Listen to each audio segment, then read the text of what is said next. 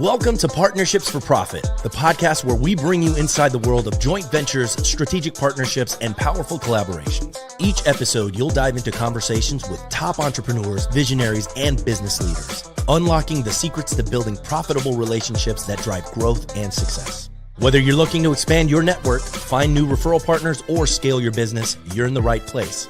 Let's get started.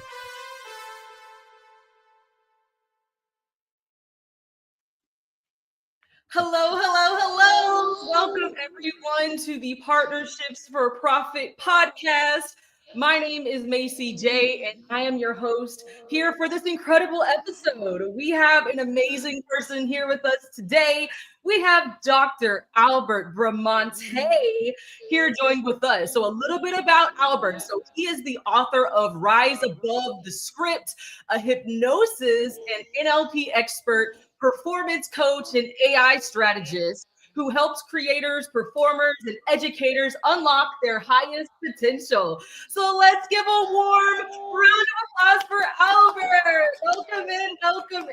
How are you doing today, Albert? I'm doing exceptionally well. How are you doing? And thank you for having me on here.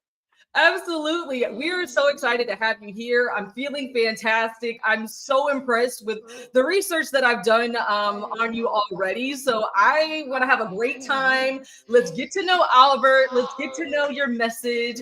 So this entire episode is all about rewiring your mindset to rise above the script. So before we tap into all of that, I'm going to give you a little icebreaker to kind of warm things up, okay? So for the first question, would you consider yourself to be an extrovert or an introvert? That's a very good question because I would almost say it varies depending on the day that you ask me or time that you ask me for that. I don't really consider myself either.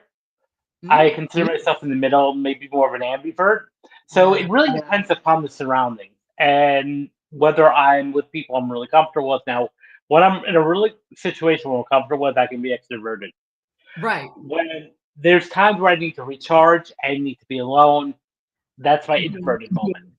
So Right. I have moments depending upon the time in the day. Okay. So it depends on the day. You're right there in the middle, which I think I'm kind of the same way. I feel like I present as an extrovert, but sometimes I'm just kind of in the back, reading a book. So that's great to know that you can do the best of both worlds. And then the second trick question, would you rather choose popcorn or pretzels? Popcorn. Popcorn? What kind of popcorn? Are you going for the kettle corn or the cheddar kind? I like kettle corn. Ooh, okay. All right. So you passed the trick question round to kind of warm things up. Okay. So All now right. that we've kind of gotten to know a couple things about you, let's dive in. So you are the author of Rise Above the Script. So could you talk to us about this book? What was the inspiration behind creating this book for creators? Sure. So my day-to-day job is I work with actors. So I represent actors, and I've had my talent agents, different agencies, but I've been a talent agent for the past 21 years, working with actors, representing actors. And I worked with thousands of actors over the years. And one theme that kept coming up, especially the beginning of my career as a talent representative, I was noticing a lot of actors were self-sabotaging. They were shooting themselves in the foot. And what I mean by self-sabotaging would be missing out on appointments, missing out on auditions, canceling appointments, not showing up for appointments. So we're not being fully prepared. And even as a college professor, because I've also been doing that for 21 years and I've worked with thousands of students as well, I've noticed a lot of talented students that were bright, intelligent, and really had the potential for greatness, not executing that and not stepping into their greatness. So I kind of really wanted to figure out what's going on here. So when I started my PhD program, I wanted to research this because we have to do a capstone project known as a dissertation, and wanted to solve a real world problem. And at that time, it was in the height of the beginning of my career as a talent rep, and I couldn't figure out what's going on with these actors. So rather than getting upset and angry at the actors, there had to be something underlying going on. So I wanted to figure it out. So my dissertation was on self-defeating behavior in performing artists. And because it was such a groundbreaking work, there was a lot of work on self-defeating behavior in athletes or business executives and CEOs, but not a whole lot on creatives. And it was something that was really nagging inside of me, like what's really, happening here. So not only can I understand it, but how can I help? How can I adapt the research to help them? To help Hmm. these actors, to help these creators get out of their own way. And so I did my dissertation, and because it was groundbreaking, my advisors at the time recommended that I publish. And so several years later, I adapted the concept of my dissertation into the book Rise Above the Script, and that was published in 2024. Hmm. So And you basically published Rise Above the Script in 2024, but you had been doing work way before then, kind of gathering the evidence, gathering Mhm. what's been going on with the actors. Why are they not showing up for their appointments and things Yeah. like that? So you basically put all the meat and potatoes into one book. So what was some of the feedback that you received from that book after some actors read the book? Well, a lot of the positive feedback I received was how it helped them understand the challenges that are going on. A lot of them were able to apply the strategies that I outlined in the book, Hmm. including a goal setting and celebrating the wins and some of the mindset strategies. It was also surprising, but although I planned on it, I should say it wasn't entirely surprising how there were a lot of people that were in the non-creative fields that were getting out of the book too. Oh yeah. Oh yeah. I So mean, this is definitely something that could apply to all kinds of industries. So, what kind of advice would you give to folks who aren't actors and they want to get over the imposter syndrome that they may feel in their careers? well, I wanted all to dispel a myth. I really want to, and this is what I discovered in my work is to kind of shy away from getting over imposter syndrome to more of how to use it Mm, because it's all about being humble and right. having humility. So it may just go a little too far where you start to wonder, am I really worth it enough? So what I like to do is like this use the word taming down the imposter syndrome. Mhm. So when we tame it, let's use it for where it works for us, not against us. And what I mean by that is by keeping yourself humble, number one. Two, always with the mindset that you're always learning. And that's been something a mantra for me all the time is I'm always learning. Even though I have a considered a terminal degree, my learning is just kind of starting when I received my PhD. So I'm Wow. always learning. I'm always consuming knowledge. Yeah. So that's one thing I would recommend anybody is to keep up to date with your training and the developments in your field, no matter where you are, whether you're a beginner or whether you're a senior level, executive level, to be focusing and always improving yourself. Like even some of the top business coaches have their own coaches. Yeah. That's an example. So that to me is one way I would say to do keep yourself training. But on the same time, what we need to do is celebrate our wins and celebrate the achievements that we have. Now, as human beings, going back to the whole imposter syndrome, the human beings, we're wired to look at the negative, to look at the negative beliefs or the negative biases in a sense. And that's rooted in our survival. Yeah, Hmm. from an evolutionary standpoint. If you look at our species hundreds, thousands of years ago, we had to be really on guard and alert for predators that could kill us, whether it be tigers, dinosaurs, or other tribes. So we have to be vigilant for the negative. Unfortunately, now times have changed, but our brains still haven't yet Right. adapted to that. So, and when I say about a negativity bias, I use the example. Let's say on a daily basis, you get 20 people that compliment you and tell you a great thing. But then maybe one or two people might say something a bit biting or a bit harsh to you Hmm. about something you're doing.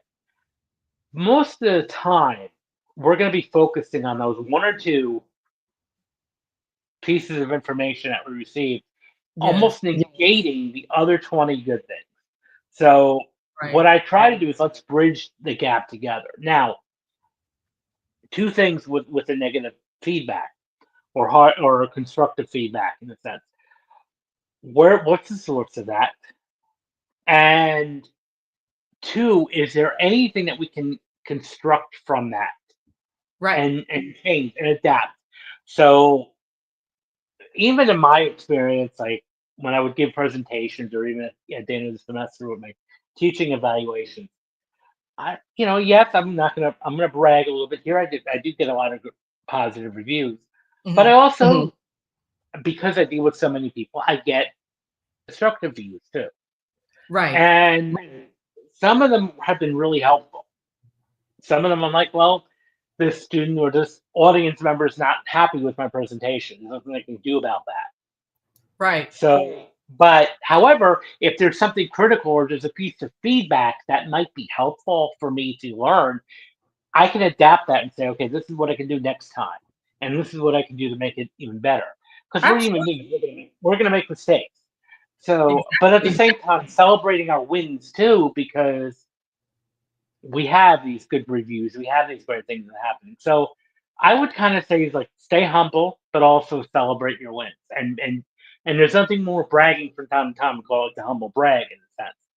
Yeah. Celebrate your achievements, but at the Yes. same time, stay humble. So that would be kind of like how I would address that. I love that, Albert. This is like some really good gems that you're dropping right now. So you mentioned it's not about overcoming imposter syndrome. It's about how are we going to use this? How are we going to leverage imposter syndrome to our advantage? So we have to Mhm. keep learning, whether you're a beginner, whether you're at the PhD level, as long as you continue to learn, it keeps you humble. And I mean, even for myself, you think about like Kobe Bryant or Beyonce or some of the top athletes or top elite people, like you said, they have coaches too. You have to keep learning or you'll become stagnant. And I think that that's some amazing gems that you just dropped there. Now I know that you have a PhD and you've been a college professor. What I want to know more about, what about AI in this season of AI taking over the world? How have you been able to leverage AI into your career to help inspire other people? Well, that's a very interesting question, and this is also I'm a little controversial on some level because some people are either of two camps: either they love AI or they detest AI to a Yeah. point, and or they're worried about AI is going to take over everybody's job, and that's I don't believe that. No matter how well AI is going to develop, we still need humans to be able to do certain tasks. Right. Now, going back to where I addressed the question, the thing about always keep learning, I do think the people that are closed off or are opposed to adopting AI in any way are those are the ones that might be in a bit of a bind down the Right. line. Definitely. Because the people that do know the AI, that do know AI to leverage, whether it's content creation or business automation, are going to be much more equipped and qualified, and those people may take over a job, not AI itself, but the people who know how to use and leverage AI. So, and for me, like one thing is it's great for brainstorming. It's great for idea creation or just a sounding board. So that's how I feel we can leverage AI to give us that ideas or even to give us a plan of action where okay, this is what I need to do. Give me an outline of what I need to do today, or what do I need to do to get this task, an idea done. So I think that's can help us go into the state of action and creation rather than being stagnated and living our life on automatic pilot day in and day out, which most of us do, including myself. I was for a while doing that, where I was just like going through the motions of the day and not getting anything really done. I was surviving pretty much. Mhm. And I suspect unfortunately 60 to 70% of Americans and people worldwide are just doing that. Okay, I'm just gonna go to work, go get my coffee in the morning, fight with traffic, do my Yeah. job, come home, fight with the kids, fight with their family, and go to bed and wake up and rinse and repeat. That's it. And there's nothing to that. Rather than creating something for your life, and the one thing that I kind of would always say, even to the young students that I teach, is to really do something that you love doing, because the biggest source of regret that a lot of older adults and people on their deathbed experience, and we get a little deep here, is what they didn't achieve. It's not that, oh, I made these stupid mistakes or I had this Mhm. failed business venture. What's the biggest source of torture and anguish for those that are near the end of life is opportunities that were presented, but they didn't take advantage of. Yes, yes. That is so true. Like you say, there are so many opportunities that you don't think about going after, and then till it's too late and you live with that, you have that regret, you're on your deathbed. And I like that you said it's not AI that's going to be taking over, it's the people that know how to leverage AI that's going to be taking over the job. So Mhm. so what you're saying is it's important to learn some AI skills in your industry so that you can be kind of ahead of the game versus the folks who don't know how to use AI. Absolutely. Mhm, And because especially with like basic tasks like automation or even basic copywriting, mhm. That's all and it. or social media organization. Like what years ago, I was looking for someone to do my social media. If I were to hire someone, it would cost me thousands of dollars a month to manage my social media. Right. Now with ChatGPT, I get $20 a month, and I can pretty much do that all myself. And so, unless you start to learn how to prompt AI, if you're a social media, expert, I think learning to integrate AI into your process will help you stay relevant. Because Yeah. again, you can still charge an amount if you can still deliver Correct. with that. Right. I think it's so amazing that I'm kind of playing with it every day. And I'm like, okay, so how can I navigate getting to 20,000 steps in one day? How can I break it up? And ChatGPT is like, okay, so this is how you're going to do it. This is how you're going to break things Yeah, up.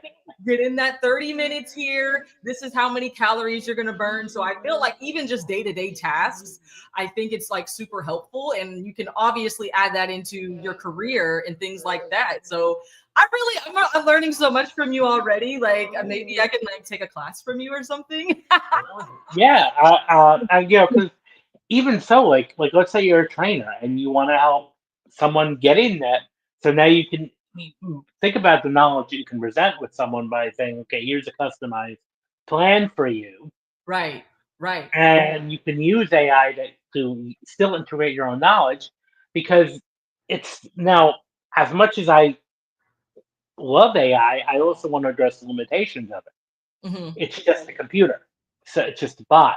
It does Right. not have your knowledge, so you still, I would still encourage everyone, if you're getting fitness advice, to still consult with a trainer and a live person. But you can use that as an aid, a supplement. Oh yes. So Absolutely. I think what you mentioned there, they're still a computer. So just being able to implement that human side with the leverage of AI, I think that, I mean, it's so advanced. I'm obsessed with it. So far, I'm really liking it. You can create logos. You can create a calendar, a PDF, like you can do so many things. Now, just to transition a little bit, because not only are you an AI strategist, but you also do hypnosis. What is this hypnosis side of things as it relates to your career? Can you talk more about that? sure, most people, when they think of hypnosis, they look at what they see in the movies, or on these, you know TV shows, where someone's gonna be swinging a pocket watch, and then the audience is gonna start cooking like a chicken. That is the farthest thing from the truth.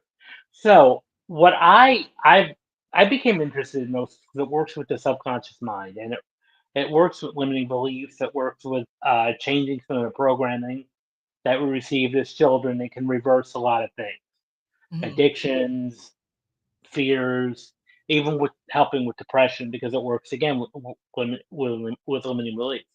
What made me very interested in hypnosis, because when I was going for my PhD, I started out with the intent of being a clinical psychologist. That was like going to be my initial thing when I was in college and going through a master's degree, I wanted to be a clinical psychologist.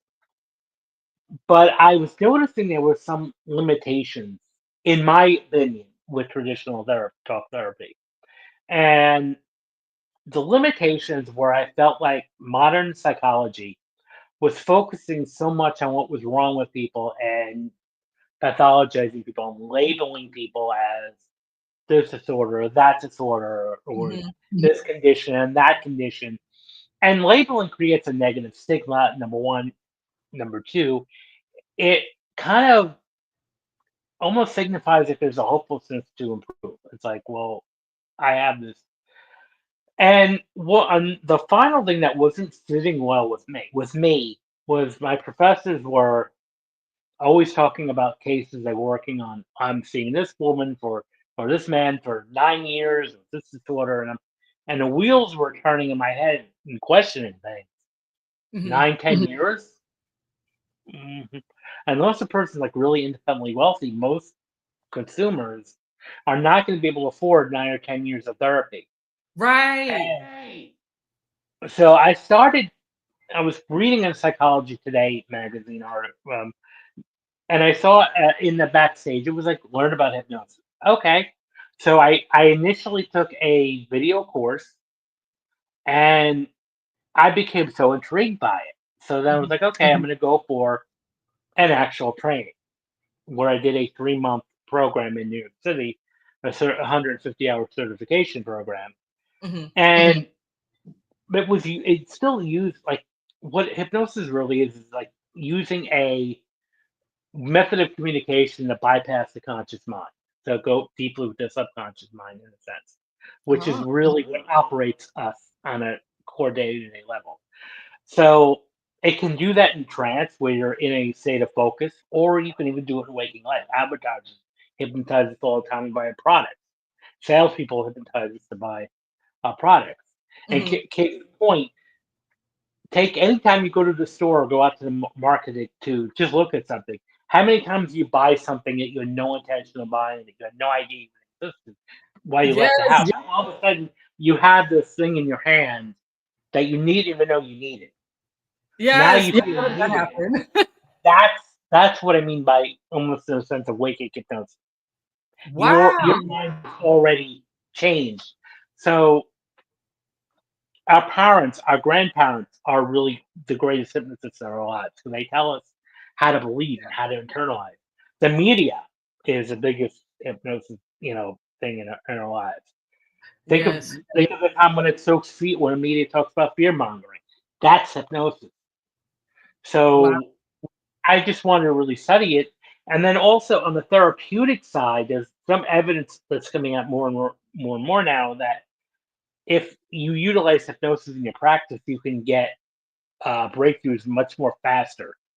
Like they say, almost like Okay. 6 or 7 hypnosis sessions is equivalent to 3 or 4 years in traditional therapy, Really? which really became it. That was like when my antenna went up. I need to really learn this. Mhm. So, and for me, I don't necessarily practice traditional therapy. I kind of integrate it in coaching a bit. Okay. So So you where integrate coaching. yeah, I consider myself a coach. I really don't market myself as a hypnotist or a NLP practitioner only. I have a background in it, and I will say that, but I Right. don't label myself as a hypnotist or an NLP practitioner solely because that is much more than me. Right. So You just implement those strategies in your coaching sessions. exactly, Mhm. and I one of the so I'll give you a couple things. Language, the power of language is probably the biggest hypnotic thing that we do. The language that we use outwardly and internally. Mhm. So working with creatives, the one thing I would always say is don't identify yourself as a starving artist or a struggling artist. For Yeah. somehow society romanticizes the word of starving. Struggles. Yeah. Mhm. So a struggling artist, starving artist, poor. And what happens very often is because these words create a reality. They So, do. so if you want to use the word, you're hypnotizing yourself to be poor. You're hypnotizing yourself to be to be struggling. Because your Yeah. brain says, okay, well, we say we're a struggling artist, let's act like a struggling artist. Right. So, It's like conditioning your mind to believe that's what you are. yeah. So instead of it saying a professional working actor, because even when you go on auditions or interviews, yes, you may still, on an objective standpoint, be looking for work, but you at that moment when you're performing for an audition, you're working. Right. So what I say is you're a professional working actor. Hmm. You got to You're change. not. You got to change the words you use and Mhm. believe that in yourself. You're a professional working actor. And even if you say, well, because some people may be hearing this and say, well, I'm not working. Well, not yet. Right. So Right. another powerful language hack is always use at the end of a statement, always use the word yet. It's a three-letter word that's so powerful. So Yet. I haven't, or like I haven't been out, I've been on stages yet. Yet. Not saying I haven't been on stages. I've been on stages yet. Or even for me, like, I've studied a little bit of Tony Robbins, and my dream is at some point to work with Tony Robbins. So I'm not going to turn around and say I haven't worked with Tony Robbins. So what I'm going to say is I haven't worked with Tony Robbins yet, Right. Right. Right. Right. That's because you because know what's going to happen that one day. it's going to happen, at least in my mind. Mhm. And if I have that openness to yet, that means that it's much more powerful in a sense. Yes. Yes. Um, so things that that those things are very, very powerful. The word yet. So I those love. are, in a sense, what I also like to work with clients is to even change some of the words you use in sentences. So Mhm. instead of saying the word try, that's another failing word. Like I'll Right. try, like if you ask somebody to do something, I'll try to do it. No, that means you're not going to do it. Like Mhm. when anybody tells me that they're going to try something, I know that's not going to happen. I mean, I hate to say it. There's that Like doubt there. if you say, you could say, I might, like, let's say you ask somebody for plans for the weekend. Well, I'll try to make it. You might as well just tell me you're not going to make it. Yeah. Just give it to me straight. Yeah. Now you could use the word might, depending on what's happening. I might make it, because now might makes it a little more like of a possibility. Or rather than saying, just try your best. No, do your best. Do it. Just do it. Exactly. You will do your best. You will not try your best. You'll do your best. Another state, and this is again, I'm kind of dropped. These are hypnotic processes, actually. This is great And nuggets. so, even using the word improv, like a rule from improv, for some people who are creative and done improv, there's always that yes and rule. Hmm. Now, I'm not saying it's a yes every time, but the word and instead of but is very powerful. So, let's say you want to buy something. Hmm. Instead of saying, yeah, I really want to buy something, but I can't afford it. Well, that kind of sounds negative. But you say, well, I want to buy something and I can't afford it yet. Yeah. Now your mind starts kicking into like, well, how can I now afford that? Uh-huh. And possibilities open up. So that's kind of like how I would integrate that in coaching, in a sense, is using those language hacks. It's simple. They're very simple to do, but they're powerful. And then lastly, I would say from the hypnotic NLP standpoint, visualization is so important. Ooh, I love that. Using your imagination is probably the most powerful way to change and to learn. Hmm. One of the things that's really power is imagination, because so you can imagine yourself doing very well on whatever it is you're doing, an interview, an Hmm. audition, an important speech coming up, and you run it through your head in your imagination of it going very, very well. And what you do is you pair that with a feeling of something that you've done already.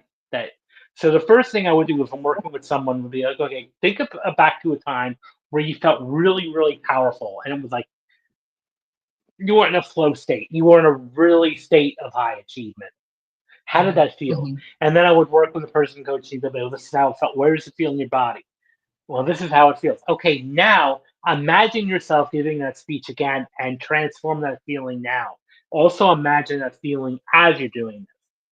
Right. And you do this over and over again because the human brain, does not know the difference between reality and fiction. Oh, So, so you already act as if you were already given that presentation. You act as if you already, and not just given a presentation, but given a phenomenal presentation. right, right. And you just keep imagining that over and over again, and that you'll notice your performance improves. So You're so that's right. that's how in a nutshell, how I integrate hypnosis and NLP into the That coaching. is I mean, that is so amazing. I like the fact that you add those strategies in while you're coaching, just because let's say if you're a thespian, you want to figure out, I want to land this really big, great role, but you have to have the confidence and you got to visualize yourself already there before you even get there. I know Mhm. I hosted at the Super Bowl way back in like February, and in no reality did I ever think I could ever do something like that. But like in my mind, I already like months before started to think, okay, let me picture myself there. Let me get like, how would I want myself to be once I'm there? And it kind of got me to that confidence level to be there. So I love that you do that, because so many people they need to work on their confidence and they don't realize that visualization really helps with the confidence. I absolutely. Absolutely. And to go back a story, that there's a well-known story, and maybe some of you have heard it before, but the actor Jim Carrey gave the powerful example of this. When he was just kind of an up-and-coming actor, like working on The Living Color, before really he became a household name, he wrote himself a check dated 3 years ahead of time for $10 million. And every day he looked at that check. It was dated 3 years ahead of time, and he really visualized himself holding this check in his hand. And Yes. he said around that 3 year mark, he was offered a role in the film Dumb and Dumber with Jeff Daniels for $10 million. Uh, Wow. $10 million, and that was success. So that's a power of like planning and really visualizing. Now again, maybe now not everybody may hit a $10 million deal in 3 years. However, you'll be much more advanced than you were if you just winged it or Yeah. hoped that something would happen.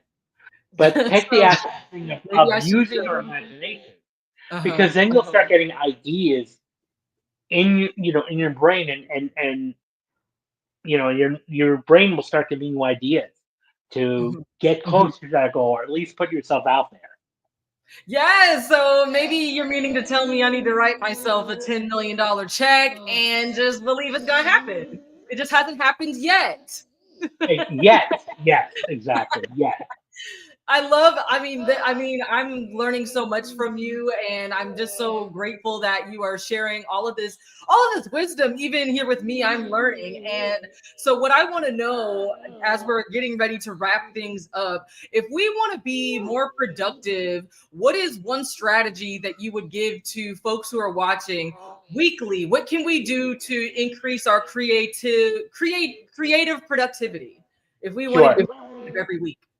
So the biggest thing is plan it and put it on your calendar, because a lot of times you'll hear people say, "Well, I'm gonna write a book someday." Because when I tell people about publishing a book, that's all I would hear is, "I want to write a book someday," or "Someday I want to do this." Mhm. And someday is not a day on the calendar. So again, if you're operating from someday, it'll never happen. So put things on your calendar, block things out, start planning specific action. Again, you can even use AI to be your friend here and say, "This is what I need to do. Can you break this down into steps?" And Right. then you start planning. Okay, maybe in week one, I'll complete this step, and week two, I'll complete that step. You take small actions, but taking action is important, Taking action. because your life is not going to change if you don't take action. You're right. You can get stuck in that analysis paralysis. Analysis paralysis, that wish fulfillment. I Mhm. wish I had that. I wish I had this. And that's, I'll go back to even go with New Year's resolutions. I don't think they're that effective, because there's the resolution, which is great, but there's no planning behind it. Okay. So you're telling me this is what you want to do. Great. But what's the actions you're going to take to get to that goal? What's the actions you're going to take to do this every day? What are you going to do to get to that point? And you could sit here and say you wait for the year to change. The year's going to change, and you're still going to be stagnant if you don't take Right. action. Yes, so exactly. I mean, you might be the greatest dreamer, but like you said, if it's not on that calendar and you're not taking action, it's literally a dream. It's you got to turn it into a goal, quite literally, and set the timelines for that. And Hmm. you know what? As we're talking about goals and things like that, what would you say is your greatest success that you've achieved? Like, what can you say is your greatest achievement that you've been able to do for yourself that you were like, I want to do that, I planned for it, and I achieved it? Well, I would say getting two things: getting my PhD and writing the book. Hmm. So that for me was a thing that I planned for a long time. I mean, when I was a kid, I made a promise to my grandmother that I was going to be a doctor, Oh my and God. and now the medical doctor wasn't in the cards for me, but I did the next best thing, which is getting the PhD, which hence now I have doctor in my title. So Exactly. and also writing the book too, and I was on that hamster wheel of procrastination myself. I'll call Right. myself out. Where I was like, I'm gonna write this book, I'm gonna write this book, I'm gonna write this book, and yet when? No book. And it wasn't until I took action and said I'm gonna block 90 minutes to 120 minutes a day and just Ooh. write. Maybe you can't do 90 minutes, 60, 30 minutes, 60 minutes. Just block that out.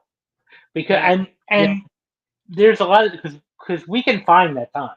Instead of scrolling on social media, doom scrolling, why not do something productive? Yeah, so you're saying we need to block out some time, whether it be 30 minutes, 60 minutes, 90 minutes, to just committing to deep work so that we can achieve our goals. Absolutely. I love Absolutely. that. I think that is something I've actually been trying to avoid myself. I'm like, let me get off of TikTok, let me get off of the doom scrolling, and let me focus on the craft. And I see why you're so successful, and it's so inspiring to even people like myself. I'm like, I love how you committed yourself, and I know that you have made your grandmother proud because, like you said, you made that promise to her way back when, and so look at you now. You've been Mhm. impacting so many lives. You're doing coaching, you've been doing professor work. I mean, you've been doing this for like 20 years, so I mean, you were really certified in the game. And I just want to give you your flowers because you are so Thank you. inspiring to people like myself to keep going. And it's never too late to dream.